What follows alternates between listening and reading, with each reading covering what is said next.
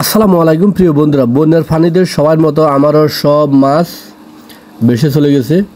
এখন আমার এখানে দেখতেছি বড় বড় 3-4টা কাতলা মাছ ভাসতেছে আমার ফলেটের সামনে। এখন আমি এখানে একটা জাল মারতেছি, দেখি কি পাই, দেখা যাক।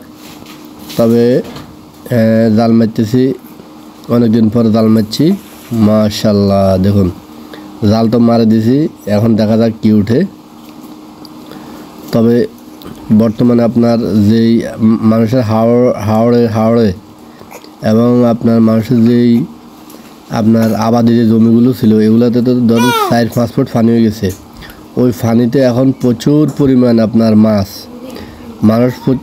মানুষ হরদমে মাছ ধরতেছে। তো আমি আসলে ওই খামার টামার নিয়ে আমি ব্যস্ত আছি। স্যার ওদিকে আমার খামারের আশেপাশে পানি উঠে গেছে, তো আমার আসলে মাছ ধরার আমি অত সময় পাই না।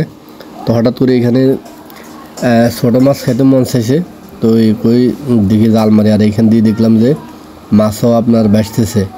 তো এখন জাল মারছি, তবে বড় কিছু ওঠে নাই, যেটা আশা করি মারছি এটা ওঠে নাই। তবে ছোট ছোট কাচকি এবং পুঁটি মাছ উঠছে আপনার অনেকগুলা।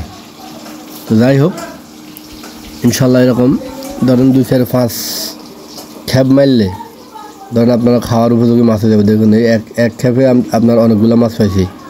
তো এইভাবে আপনার যদি 4-5 খেপ মারি তাহলে অনেকগুলো মাছ ইনশাল্লাহ আসবো।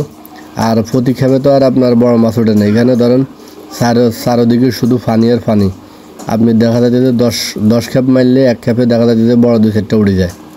তা আমি যাত্রা করি যে এই খেপটা মারছি, এই খেপটাতে অনেকগুলো পুঁটি মাছ উঠছে আর কাঁচকি মাছ উঠছে। এই হচ্ছে অবস্থা।